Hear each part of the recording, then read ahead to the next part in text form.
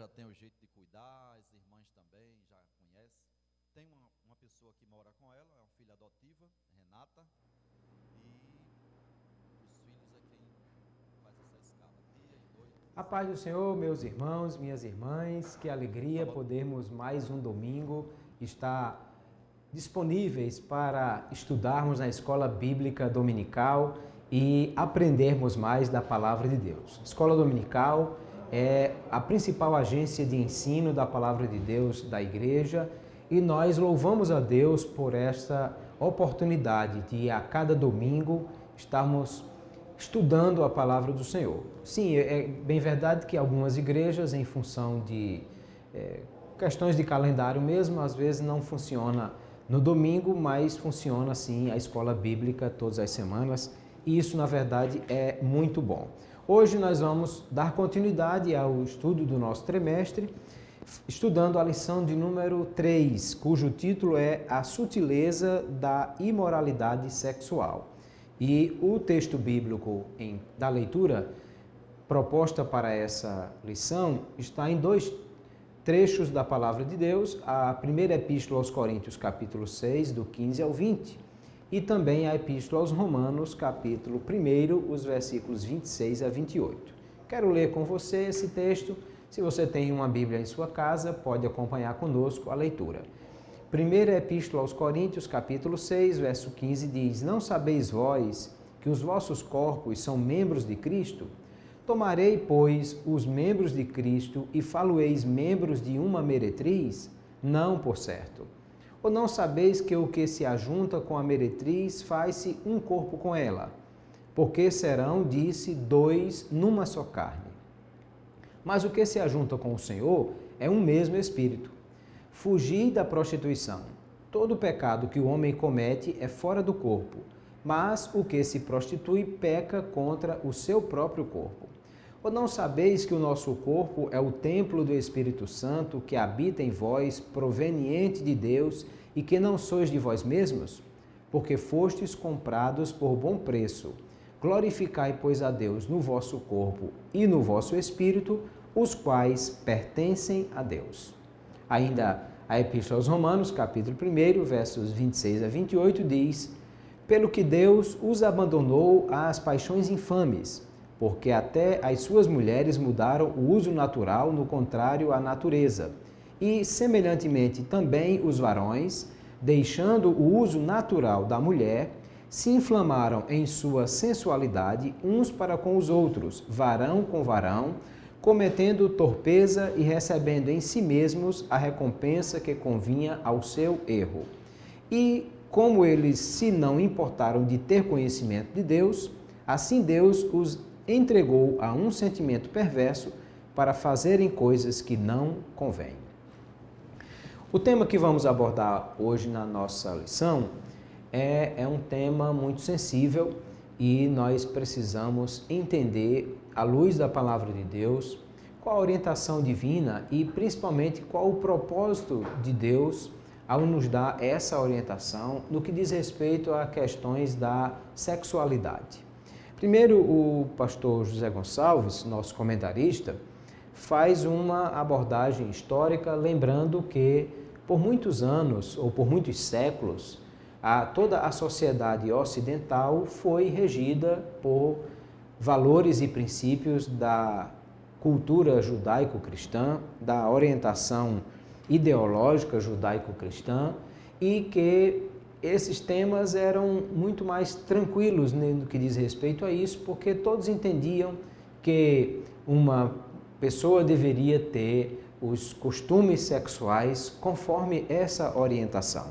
Era isso com todas as famílias e todos entendiam, independente daquele que tinha uma prática cristã ou não, todos entendiam que a moralidade sexual era dentro desses princípios.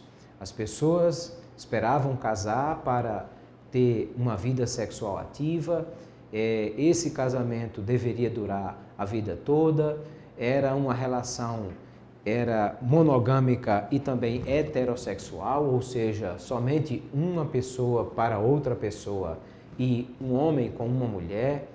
E Isso foi mudando principalmente após a década de 1960, com a revolução sexual, e depois nós tivemos o avanço da indústria pornográfica e tantas outras coisas que fazem com que as pessoas hoje pensem diferente do que pensaram seus avós, seus bisavós e assim por diante. Eu não estou querendo aqui defender nenhum tipo de que nós devemos estancar no tempo e no espaço e não avançar no que diz respeito a questões de descobertas e de ciência ou qualquer coisa desse tipo. Não há nenhum tipo de saudosismo com relação à minha fala. Estou falando é que princípios e valores, eles precisam ser defendidos sempre, porque o fato de nós avançarmos na tecnologia, na ciência, nas descobertas científicas, isso em nada deve mudar os nossos valores e os nossos princípios, daquilo que nós entendemos ser o que Deus estabeleceu para a nossa vida. Ao mesmo tempo, nós precisamos entender que os mandamentos e as orientações de Deus para nós são boas. São boas porque elas têm um propósito de nos resguardar de problemas e dificuldades e nos dar uma vida de paz e tranquilidade que Deus proveu para nós. Logo, quando nós olhamos para os princípios divinos, não olhamos como sendo coisas que são contrárias à felicidade do homem. Não, pelo contrário. Deus quer muito a felicidade. Ele, quando olhou para Adão e viu que Adão estava sozinho, ele disse, não é bom que o homem esteja só. Vou lhe fazer uma companheira que lhe complemente e que esteja diante dele. Ou seja, Deus queria a felicidade de Adão e de Eva quando criou Eva para Adão e trouxe e deu Adão para Eva, né, e criou o primeiro casal, porque de fato Deus está interessado sim na nossa felicidade. Acontece que Deus sabe o que é melhor para nós e Ele quer que em todas as áreas da nossa vida haja equilíbrio, haja paz e haja o conforto de vivermos o melhor de Deus para as nossas vidas. Assim também é no que diz respeito às questões sexuais. E nós precisamos olhar para isso. Infelizmente, o que nós percebemos hoje em muitos lugares e em muitas culturas é uma rejeição ao projeto de Deus para a felicidade do homem, o homem querendo viver a sua própria vida do seu próprio jeito, da sua própria maneira, e não é estranho vermos tantos problemas na sociedade, porque as pessoas resolveram viver do seu jeito e não do jeito de Deus, que é o melhor e que quer o melhor para nós. A Bíblia diz claramente, em Romanos 8:28, que todas as coisas contribuem juntamente para o bem daqueles que amam a Deus, que foram chamados por seu propósito. Então é importante nós entendermos isso porque, claro, a indústria pornográfica, a mídia, a televisão, que vende uma ideia de que os padrões divinos não são bons e que querem vender outros padrões, primeiro é no ato de rebeldia contra Deus. Segundo, é porque eles têm interesse em vender. A indústria pornográfica vende milhões, bilhões, fatura bilhões por ano e claro, não tem interesse que valores cristãos sejam defendidos, porque isso seria o fim do motivo de lucro deles e isso é muito ruim de fato. Deixe-me começar a lição mais ou menos do fim para o meio, no sentido de que eu quero abordar logo alguns aspectos do capítulo 3, para que, o tópico 3 melhor, para que nós possamos formar uma base, uma fundamentação daquilo que nós vamos pensar sobre essa lição. A primeira coisa a pensar é que a sexualidade foi algo criado por Deus no que diz respeito às características que Ele deu aos seres que Ele formou. Deus nos fez sexuados. E a Bíblia diz claramente que quando Deus, no primeiro livro do Gênesis, quando Deus fez o casal, Deus disse que eles foram feitos à imagem e semelhança de Deus e diz assim: macho e fêmea os criou. Ou seja, Deus criou um ser macho, outro ser fêmea. Para isso, não é apenas interessante observar o aspecto físico. É claro que quando nós falamos de macho, isso em todos os seres criados, né? Nós estamos falando de seres que têm órgãos sexuais masculinos, próprios do ser que é do gênero masculino. Enquanto que a fêmea é um ser que possui órgãos sexuais próprios do gênero feminino. E qualquer estudante de ciência e de biologia sabe bem disso. Mas isso vai mais além. É uma questão não só dos órgãos sexuais.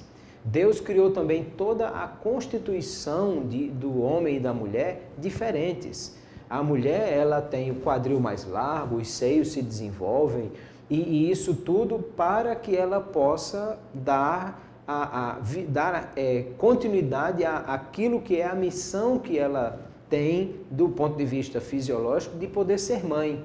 O homem não tem não somente ovário e útero, mas ele também não tem a estrutura física para que esse bebê pudesse nascer. Ele não tem glândulas mamárias desenvolvidas para gerar leite e amamentar. Ou seja, na verdade, nós estamos falando de um nível muito mais baixo, porque desde os cromossomos, quando um óvulo é fecundado, nós já temos ali a presença dos cromossomos que determinam a sexualidade a partir daquele instante.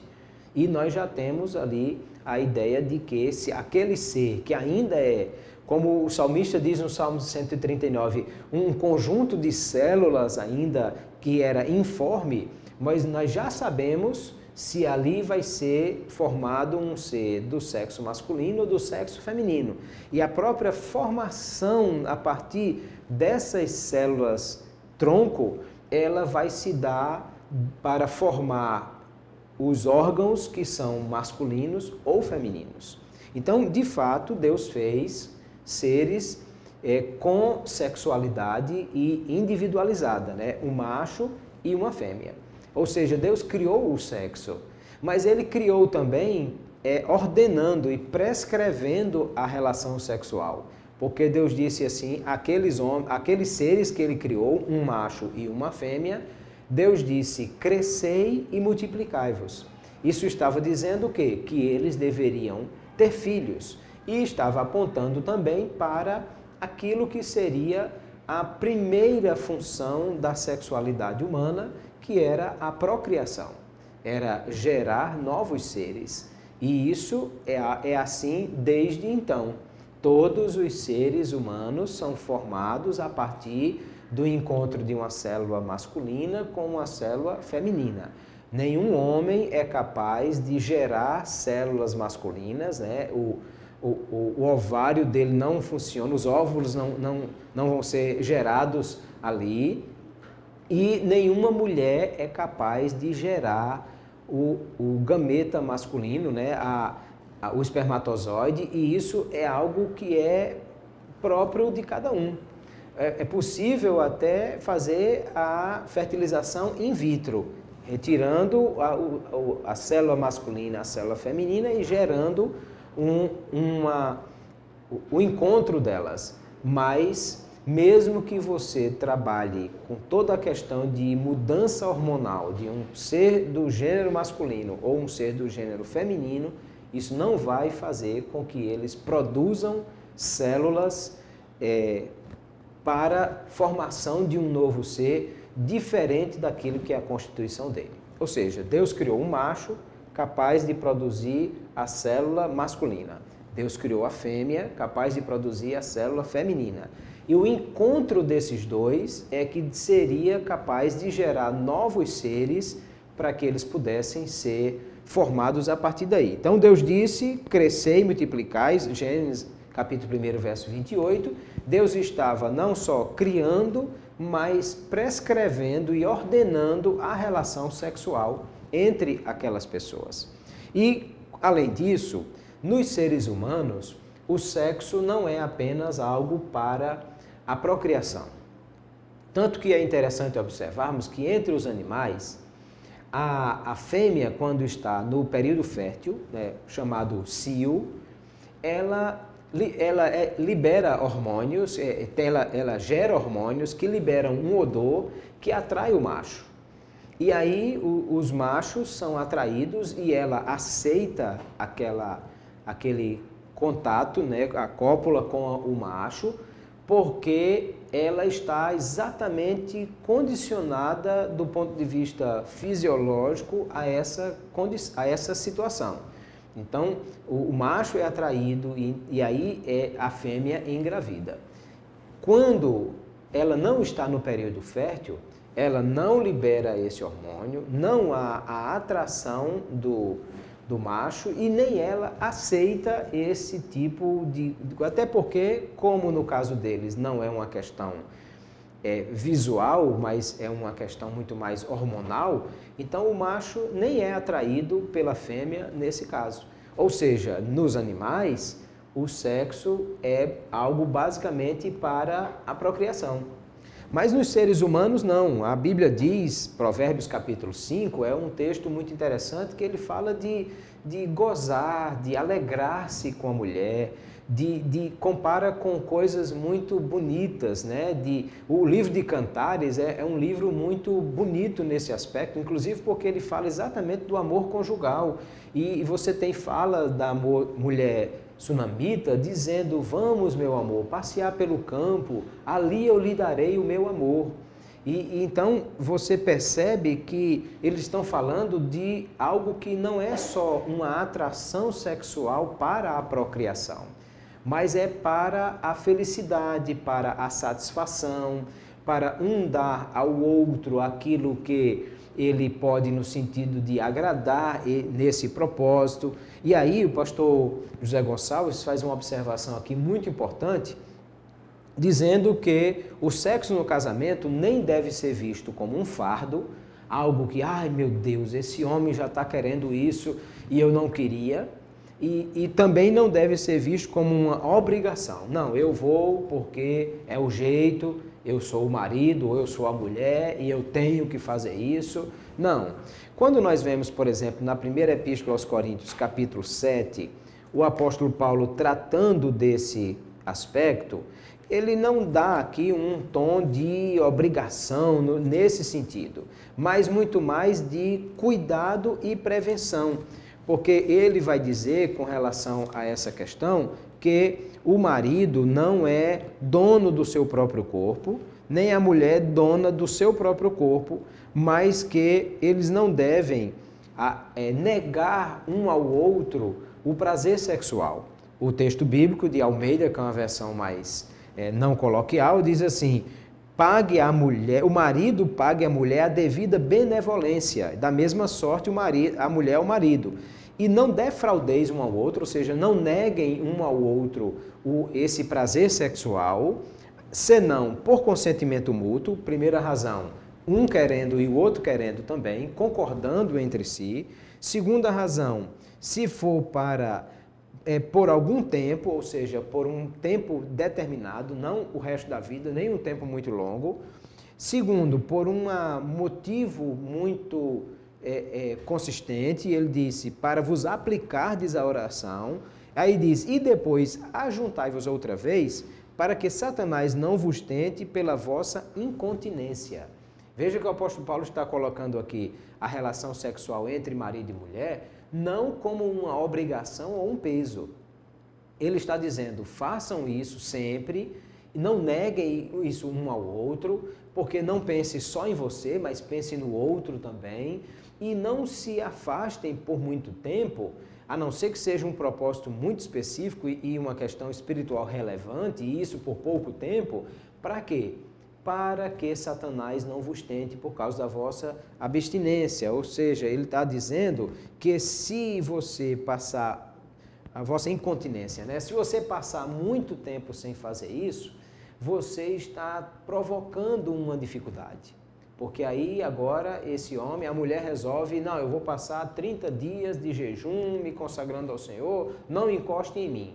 E aí ela não lembra que ele tem desejos sexuais e ele pode aí ser conduzido, né, ao pecado porque ele não teve essa oportunidade com a esposa. Satanás, sabendo disso, vai oferecer aquilo exatamente que ele está em carência, né? Você lembra? Jesus foi para o deserto para jejuar e Satanás apareceu mandando ele transformar pedras em pão, porque ele sabia que Jesus estava com fome. Então, facilmente Satanás vai induzir alguém para provocar uma tentação sexual nesse marido, sabendo que ele está há 30 dias sem ter a relação com a sua esposa. Da mesma forma, a esposa, o marido resolve, não vamos fazer isso, vou passar 6 meses, 3 meses, vou viajar, vou passar não sei quanto tempo fora, E aí a mulher fica também na carência, e aí aparece um vizinho caridoso querendo trocar uma lâmpada, ajustar uma torneira, e lá se vai o problema.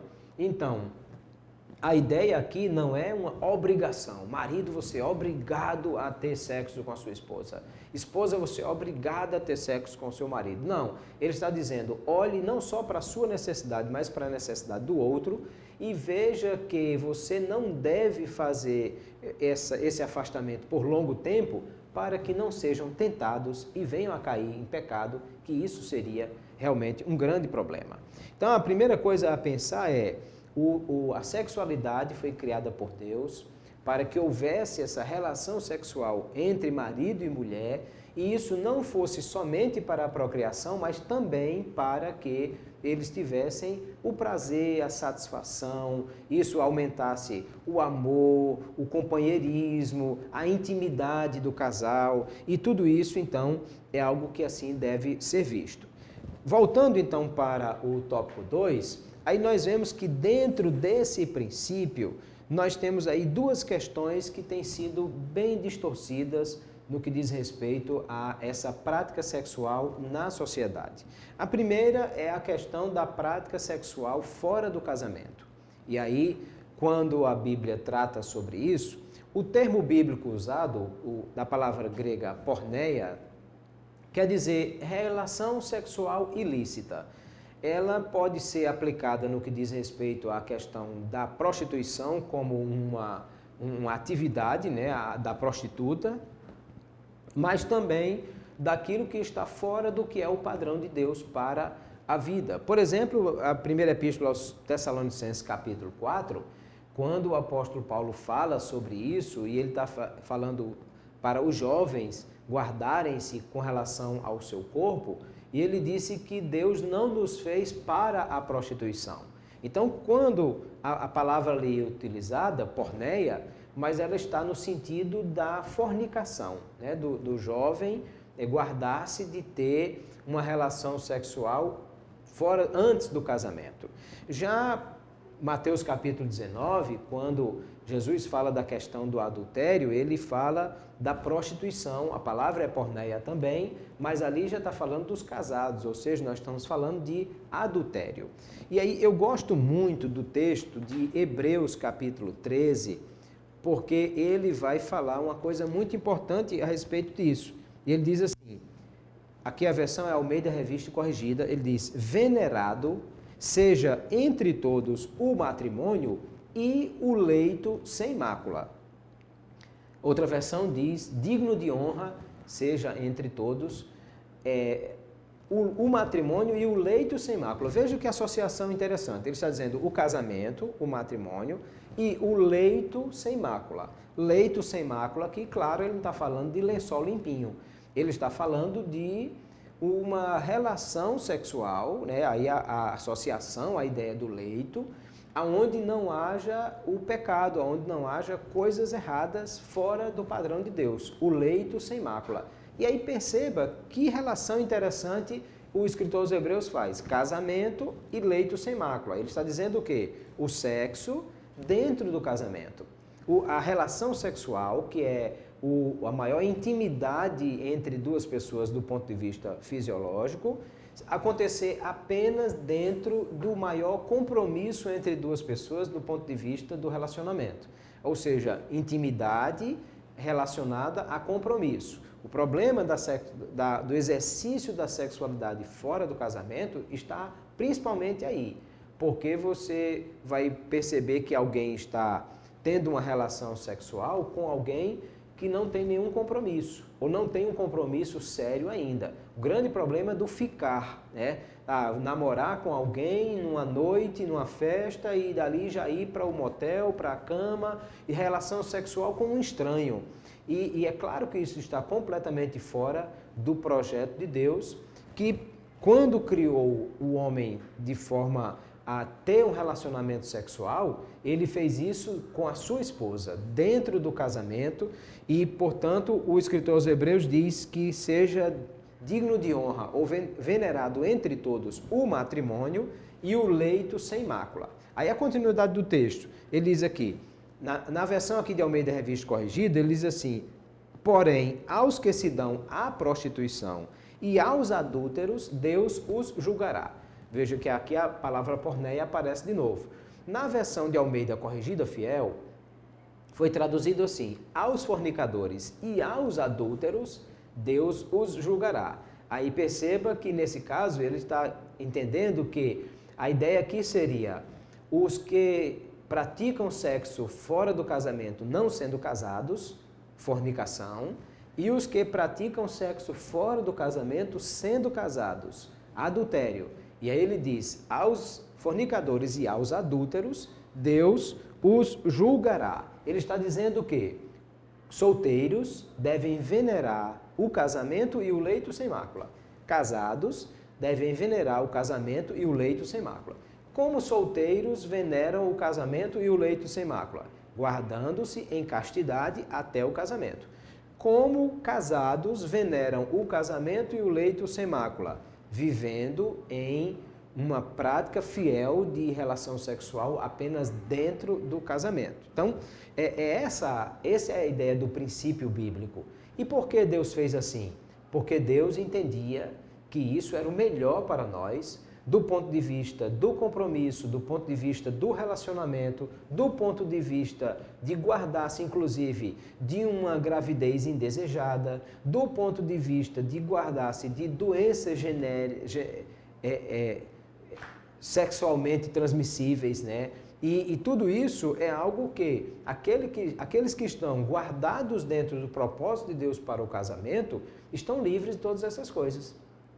Eu, pela graça de Deus, fui o primeiro namorado da minha esposa, ela foi minha primeira namorada, nós tivemos relação apenas depois de casados e nos mantemos em fidelidade um ao outro por 32 anos até hoje, com a graça de Deus. Completamos 32 anos de casado na semana passada. E aí o que acontece? Qual o risco que eu tenho de contrair AIDS ou qualquer outra doença venérea? Qual o risco que eu tenho de qualquer coisa relacionada a isso? Nenhum, porque eu nunca tive nenhuma outra parceira e a minha parceira nunca teve nenhum outro parceiro, senão eu, e isso tudo nos dá tranquilidade, segurança no que diz respeito a todas essas questões. Porque o que Deus quer para nós é bom, é isso que Ele quer. E não a ideia de você poder ter experiências diferentes, porque isso não é uma questão de experiência, isso é uma questão de vivência, de amor, de cuidado um com o outro e todas essas questões. Então, perceba que esse é o projeto de Deus para a nossa vida, porque Ele quer o melhor para nós. Quando Deus fez o homem e a mulher, Ele já preveu aí a relação sexual, porque quando trouxe Eva para Adão, Adão disse, é carne da minha carne, osso dos meus ossos, o homem deixará seu pai e sua mãe, se unirá à sua mulher e serão uma só carne. E isso que Adão estava falando de quê? Do relacionamento sexual, porque no texto que nós lemos da primeira epístola aos Coríntios, capítulo 6, o apóstolo Paulo fala sobre isso. Ele diz que o que se une a uma meretriz se faz um só corpo com ela, e aí cita a fala de Adão em Gênesis capítulo 2, porque disse, serão dois numa só carne. Entende? Então ele está dizendo, o dois em uma só carne é exatamente a relação sexual, o nível maior de intimidade entre duas pessoas. e que quando o homem abandona isso na prática com a sua esposa e faz com outra pessoa fora, ele está tendo o nível de intimidade que deveria ter somente com sua esposa, agora com outra mulher, e aí o apóstolo Paulo diz, se faz um corpo com ela, citando a experiência que Adão cita em Gênesis capítulo 2, que Jesus vai citar Marcos capítulo 10, Mateus capítulo 19, e tantas vezes esse texto vai ser repetido nas Escrituras. Exatamente para dizer que Deus fez um para um, uma relação monogâmica. E esse um era macho, esse outro era fêmea. Uma relação heterossexual. Esse foi o propósito de Deus e foi assim que Deus criou. Por quê? Porque isso é o melhor para nós. Porque Deus sabe o que é melhor e esse projeto visa dar tranquilidade, confiança, relacionamento de paz, de tranquilidade. Veja que quando o marido é fiel à sua esposa, isso gera uma segurança de que ela sabendo que mesmo que ele viaja, mesmo que ele vai para outro lugar, ou mesmo que ele tem contato com outras mulheres, porque isso é natural, a gente trabalha, a gente vive numa sociedade que você tem esse contato, mas que não vai haver nenhum tipo de prática sexual fora do casamento em virtude da fidelidade desse marido.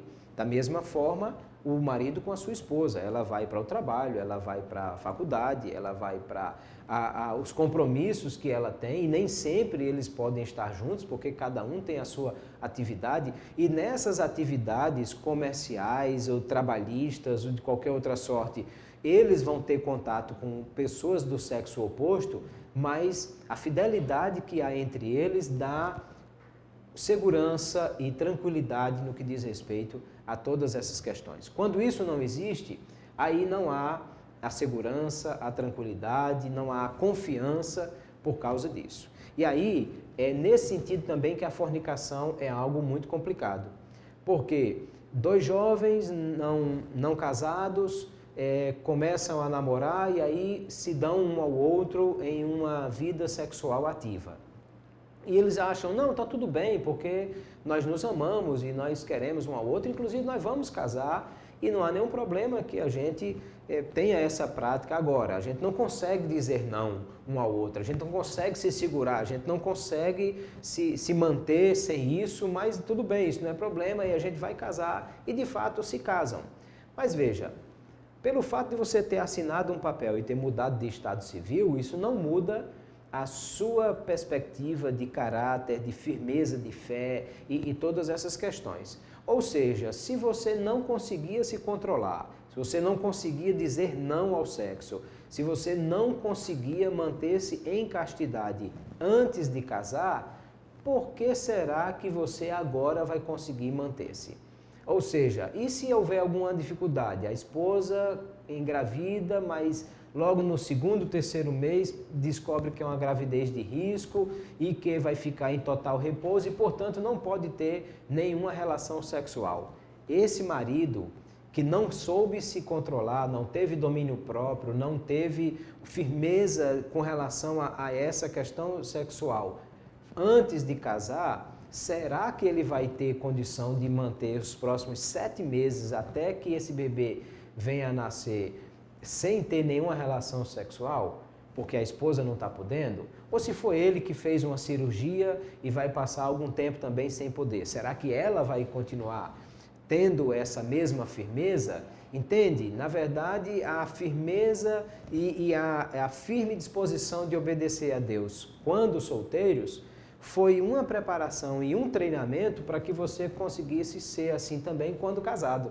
E porque Deus sabe que isso é o melhor que Ele quer para as nossas vidas. Então, dentro desse aspecto, nós percebemos, nem aquele que tem a prática de uma relação sexual antes de casar está fazendo o que é melhor para si mesmo dentro do projeto de Deus, os solteiros que se dão à fornicação, e nem os casados que agora sendo casados e tendo que manter devendo manter uma vida de fidelidade para com a sua esposa, porque isso inclusive retrata a vida de fidelidade dele com Deus, não deve ter nenhuma experiência sexual fora do casamento, porque isso será danoso para o seu casamento, isso será ruim para a sua vida sentimental e muito mais para o projeto de Deus para a sua vida. Então, quando Deus disse, digno de honra seja o matrimônio e o leito sem mácula, e ele julgará fornicadores e adúlteros,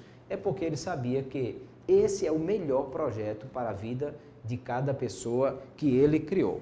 Entende? Não é porque Deus estraga prazeres e ele nos fez com hormônios e com desejos sexuais e quer agora proibir. Não, pelo contrário. Ele nos fez assim para que nós possamos desfrutar do melhor que ele tem para nós, que é uma vida de fidelidade dentro do casamento. Solteiros devem aguardar, então, ter o seu cônjuge para ter essa prática.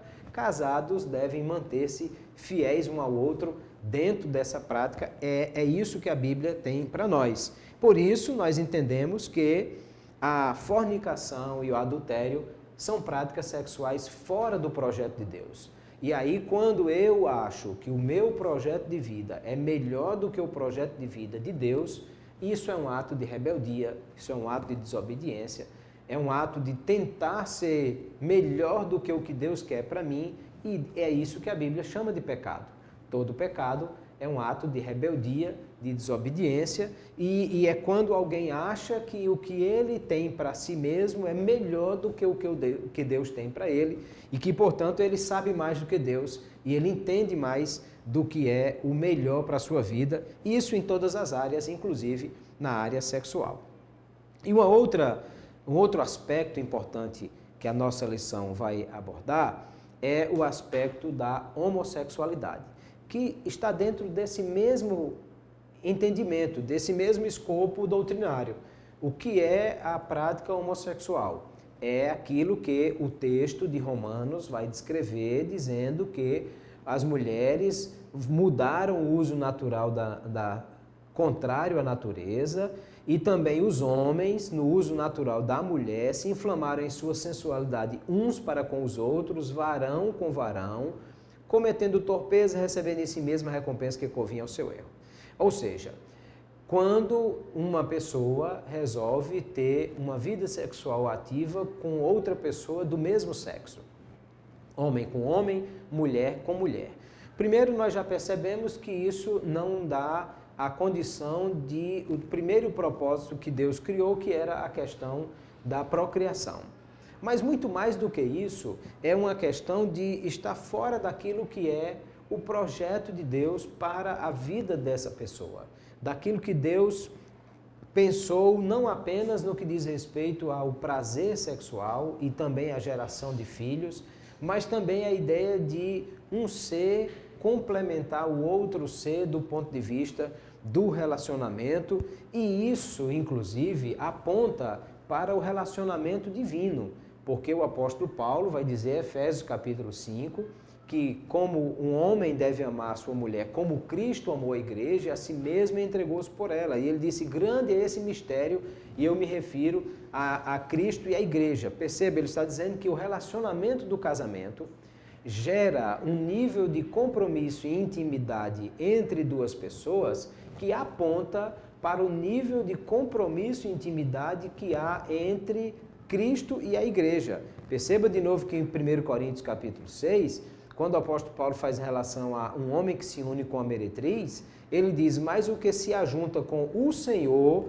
é um mesmo Espírito, de novo mostrando o nível de intimidade entre duas pessoas no sexo, como aponta para o nível de intimidade espiritual entre a igreja e Cristo. Então, essas questões, veja que não é só uma questão física, é uma questão espiritual também. E Deus, sabendo o que é melhor para nós, Ele nos deu essa orientação a respeito disso. Logo, entendemos que a homossexualidade é um comportamento adquirido, não tem nada a ver com a questão da formação genética. Ninguém nasce diferente do que é o seu gênero, porque desde a formação dos cromossomos, nós já vimos isso, a pessoa vai nascer com toda a questão hormonal, com toda a questão da formação dos órgãos, né? Inclusive do quadril, dos seios, dos genitais, de toda a formação dessa pessoa, ela é formada macho ou formada fêmea. Mas vamos admitir que isso, por alguma razão, tivesse alguma coisa científica no meio. Faria diferença se você nasceu mentiroso ou você passou a mentir depois que você cresceu?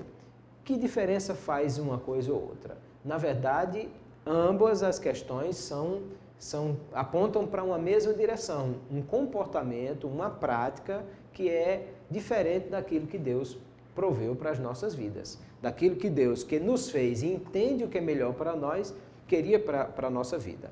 Quanto a essa questão, não há dúvida que a Bíblia aponta essas questões, desde a questão lá de Sodoma e Gomorra, desde os ensinamentos da lei de Moisés, de não ter essa relação sexual entre homem com homem e mulher com mulher, como também aqui no Novo Testamento, né? Também nós vamos encontrar no Apocalipse, né? Paulo escrevendo aos Coríntios, vão falar sobre essa questão. Hoje nós não temos o tempo necessário dentro da aula para abordar com mais profundidade esse aspecto ao longo da Bíblia. Porque está muito claro que a Bíblia não orienta essa prática e diz que isso não é aquilo que Deus quer para as nossas vidas, quando o apóstolo Paulo diz que isso é algo que é contrário à natureza, que deixando o uso natural da mulher, fazem isso de forma contrária à natureza. Então, de fato, Deus fez o macho para a fêmea para o macho, e esse é o projeto de Deus. Fora disso, é algo que não é o que Deus projetou para nós, e Deus sabia o que é melhor para a nossa vida. Agora, fazendo aqui um parêntese daquilo que nós precisamos ainda entender dentro dessa questão, e pastor José Gonçalves nos traz esse alerta com relação a isso, nós precisamos entender que os pecados de natureza sexual, eles são pecados igualmente a todos os outros pecados. Ou seja, o adúltero não é mais pecador do que o ladrão ou o mentiroso. O jovem que se dá à fornicação, ele não está pecando menos ou mais se ele é uma pessoa corrupta ou mentirosa. Ou seja, nós não podemos achar que os pecados de natureza sexual são mais pecados do que os outros pecados e que eles devem ter um tratamento à parte. Não, Deus é contrário ao pecado de qualquer sorte. Ele é contrário ao homem adúltero, também é contrário ao político corrupto, também é contrário ao comerciante mentiroso, também é contrário ao marido espancador. Então, Deus é contrário a toda sorte de pecado e nós não fazemos distinção entre pecados. É verdade que há distinção entre consequência de pecado. Nesse sentido, não há pecadinho, pecadão, no sentido de ofender a Deus, porque todo pecado é pecado. Agora, claro, há consequências diferentes de cada tipo de pecado. E no que diz respeito a isso, nós precisamos entender que pessoas que vivem uma vida sexual fora do projeto de Deus, elas não são mais pecadoras, nem menos pecadoras do que os demais. Ou seja, se aceita Jesus como Salvador, um casal de jovens que são namorados e que vivem numa prática sexual e fora do casamento, não estando casados, claramente eles estão fora daquilo que é o projeto de Deus. O que a igreja deve orientar é que eles devem alinhar o seu comportamento com a vida cristã que Deus quer para eles. E que, portanto, eles devem abandonar essa prática de pecado e aguardar, casarem-se e viver dentro daquilo que é o projeto de Deus. Se vem para Jesus um homem e uma mulher que são marido e mulher casados, mas que têm amantes, que têm uma prática de vida sexual fora do casamento. De novo, eles estão vivendo diferente daquilo que é o projeto de Deus, e a igreja deve orientá-los a que acabem com essa prática sexual fora do casamento, voltem-se um para o outro na sua sensualidade, na sua sexualidade, e vivam uma vida de fidelidade e de exclusividade dentro dessa relação sexual, que é o projeto de Deus para o casamento deles. Da mesma forma, quando vem para aceitar Jesus um mentiroso, um corrupto, um ladrão, um enganador, um fofoqueiro, eles devem ser orientados a largar a prática de pecado contrário à palavra de Deus e alinhar a sua conduta com aquilo que é o que a Bíblia ensina. Então, nesse sentido, nós não podemos enxergar aquele que vive uma prática de pecado diferente da outra prática. A mesma coisa em relação ao homossexual. Primeiro é para dizer que, quando nós dizemos assim, a Bíblia não aprova a relação homossexual, nem de longe nós estamos apoiando qualquer pessoa que agride, que mata, que causa qualquer tipo de dificuldade, de transtorno ou de comportamento violento e agressivo contra pessoas que são homossexuais. Não, nós somos contrários a toda sorte de violência e toda sorte de ataque, seja ele moral, físico ou de qualquer forma, contra pessoas de qualquer natureza. Nós não gostamos nem queremos que ninguém saia batendo nos fofoqueiros da igreja, nos mentirosos, nos adúlteros, nos fornicadores, e muito menos que isso seja uma prática contra os homossexuais. Porque às vezes o discurso é, mas se a igreja disser que o homossexual é contrário à vontade de Deus, então isso está dando margem para os que querem agredir a comunidade homossexual. Não, de forma alguma. Assim, da mesma forma, quando nós dizemos que a Bíblia é contrária à embriaguez, ou a Bíblia é contrária à corrupção ou ao cigarro, nem de longe nós estamos dizendo que agora as pessoas devem sair batendo nos fumantes, nos alcoólatras e nos corruptos. Não, nós estamos dizendo apenas que esse não é o projeto de Deus para a vida daqueles que estão nessa prática e que eles deveriam alinhar o seu comportamento àquilo que é o projeto de Deus para a vida deles. Que quando Deus enviou o seu único filho para morrer por cada pecador, esse homem Jesus que veio até nós, encarnou-se, deu a sua vida, foi até a cruz, derramou o seu sangue, para com o seu sangue libertar das garras do pecado todos os homens e mulheres. Isso quer dizer que Deus amou o mundo de tal maneira, o versículo mais conhecido das Escrituras, João 3,16, Deus amou o mundo de uma maneira tão extraordinária que deu o único filho que ele tinha, para que todo aquele que nele crê não pereça, não morra, mas tenha a vida eterna. Esse amor de Deus foi derramado por todas as pessoas, por todos os homens, todas as mulheres, todos aqueles em qualquer situação que estejam, em qualquer comportamento que vivam. Isso quer dizer que Jesus morreu pelo adúltero, pelo fornicador, morreu pelo corrupto, morreu pelo mentiroso e morreu também pelo homossexual. Por aqueles que estão com um comportamento diferente daquilo que é o projeto de Deus para a sua vida. E que Deus ama essas pessoas e que nós também precisamos amá-los.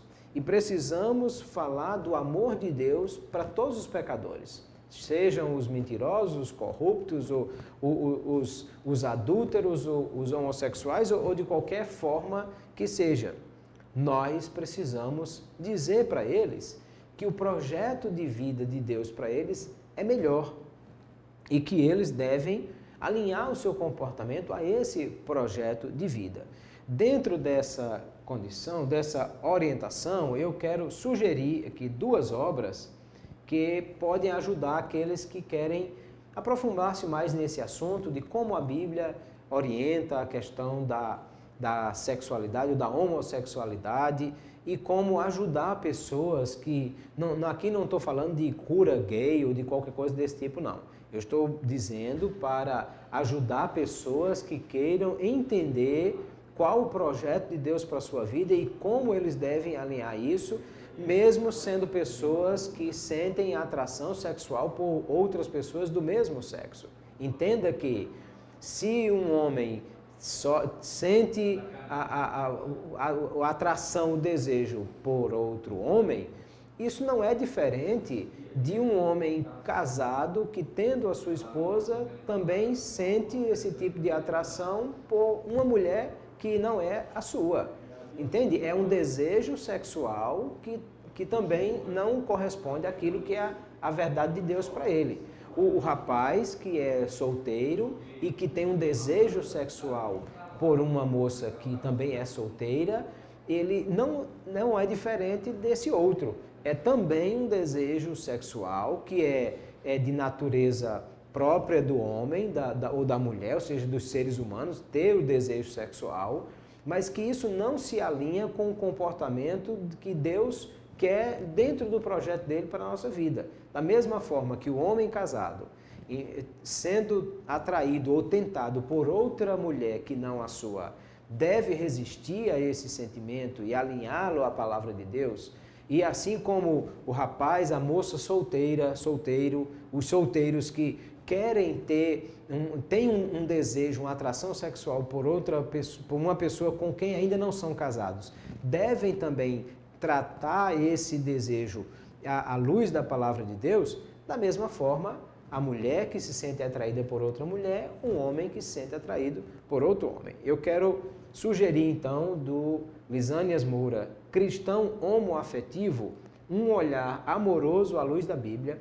Esse livro vai lhe ajudar a entender algumas questões importantes a respeito disso. E quero sugerir também da editora Fiel, Garota Gay, Bom Deus, a história de quem eu era e de quem Deus sempre foi, de Jack Perry. São dois livros interessantes que vão dar uma visão interessante sobre esse aspecto de qual é o projeto de Deus para a vida de pessoas que querem ter uma relação homoafetiva, uma relação sexual com pessoas do mesmo sexo e que como devem enxergar isso à luz da Bíblia e como devem alinhar esse comportamento ao projeto de Deus para a sua vida. O fato é que nós estamos entendendo, e é isso que a lição vem nos trazer, é que nós não estamos aqui atacando o adúltero, atacando o fornicador, nem atacando o homossexual. Nós estamos dizendo qual é o projeto de Deus, alinhado à Bíblia Sagrada e aquilo que é o que Deus pensou para cada um dos seres que Ele criou e como nós devemos enxergar isso para sustentar aquilo que é o projeto de Deus com os valores e princípios que nos foram ensinados dentro dessa perspectiva. E que nós não devemos aceitar que alguém distorça esses valores e princípios da palavra de Deus e que comece a dizer, a ensinar que isso não é bom, que não é isso, que isso é algo que é contrário à felicidade das pessoas e que nós somos pessoas, os cristãos são preconceituosos e que são pessoas que atacam os outros, intolerantes, quando nós defendemos esses valores e princípios. Não, nós apenas estamos defendendo valores e princípios da palavra de Deus, entendendo que eles são o melhor de Deus para as nossas vidas. E que seguir o mandamento de Deus é seguir o caminho da ordenança que Deus deu para a nossa felicidade, para o nosso bem-estar. Claro que o projeto final de Deus nunca é apenas a felicidade de cada um de nós. O projeto final de Deus é a glória de Deus, é Deus ser glorificado em nós, através de nós e por nós. E que isso também passa pela obediência aos mandamentos do Senhor.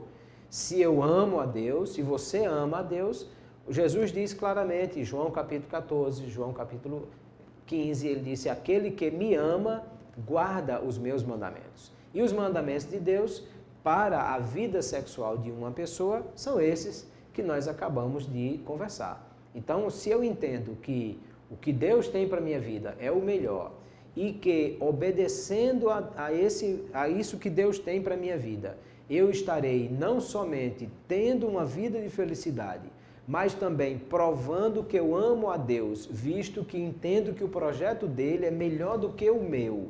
E também eu estou glorificando a Deus, porque estou seguindo seu projeto, a sua orientação, e não rebelando-me contra a vontade de Deus. Aí eu entendo que nós precisamos realmente alinhar o nosso comportamento, a nossa vida, aquilo que é o projeto de Deus para nós. Ao mesmo tempo que somos pecadores, todos somos, e que nós não devemos julgar outras pessoas piores do que nós pelo fato de cometerem pecados sexuais. Porque todos nós somos pecadores. Agora, todos nós somos pecadores que foram alvo do amor, da graça e da misericórdia de Deus e que devemos alinhar o nosso comportamento com a palavra do Senhor. O mentiroso deve deixar de mentir, o fofoqueiro deve deixar de espalhar fofocas, o corrupto deve abandonar a sua corrupção, o adúltero deve viver em fidelidade com a sua esposa, o fornicador deve abandonar a prática sexual antes do casamento, o homossexual deve viver fora dessa prática, que é o que Deus não orienta para a sua vida. Da mesma forma que qualquer pessoa que comete qualquer outro tipo de pecado também deve alinhar o seu comportamento à palavra de Deus. Ao mesmo tempo, nós não podemos fazer disso algo que seja uma justificativa, dizer, mas se o meu pecado é um pecado, o dos outros é pecado também, e no final das contas é todo mundo pecador. Sim, é todo mundo pecador de fato, porque nós somos salvos pela graça e não pelas nossas obras. Mas nós precisamos alinhar o nosso comportamento à palavra de Deus. O alcoólatra deve deixar de beber, o fumante deve deixar de fumar, o mentiroso deve deixar de mentir, o fornicador deve deixar de fornicar, o adúltero de adulterar, o homossexual da sua prática sexual fora do projeto de Deus. Entende? Então, e aí eu não posso dizer, não, mas eu sou adúltero, mas também tem muito mentiroso na igreja, então eu vou continuar com o meu pecado de estimação, que é esse aqui, e o outro continua com o dele, no final das contas vai dar tudo certo para todo mundo? Não, isso também não é algo que a gente deve fazer. Então não podemos ir para os extremos, nem achar que esse pecador é mais pecador do que os outros, e também não podemos achar que tudo bem, eu tenho um pecado, mas todo mundo tem o seu, e vamos viver cada um com o nosso pecado. Não é o caso. Todos nós precisamos entender qual é o projeto de Deus para a nossa vida, alinhar esse projeto, esse nosso comportamento a esse projeto e sustentar os princípios e valores da palavra de Deus que são o melhor para nós. E não achar que a distorção desses princípios é normal, é natural, é uma evolução da sociedade e que tudo bem as coisas mudarem porque as coisas mudam mesmo. Não. Princípios e valores não mudam porque eles estão estabelecidos em Deus, que é um Deus que não muda e que nos deu orientação precisa para o nosso bem, para a nossa felicidade e para a glória dele e que estão firmados na palavra de Deus, que é o melhor para as nossas vidas. Então, queridos, entendemos isso e vamos continuar cada dia alinhando o nosso pensamento à palavra de Deus, amando uns aos outros e aqueles que cometem pecados na área sexual também devem ser amados por todos nós, porque são amados por Deus, mas precisam corrigir o seu comportamento à luz das Escrituras. No próximo domingo, se Deus nos permitir, nós já estaremos estudando a lição 4, a sutileza da normalização do divórcio, e vamos aprofundar mais nesse tema e tratar dessas questões. Deus abençoe a todos vocês, tenham todos uma semana abençoada, cheia da graça, da paz, do amor do nosso Senhor Jesus Cristo, e nos encontramos na próxima aula, se Deus nos permitir. A paz do Senhor.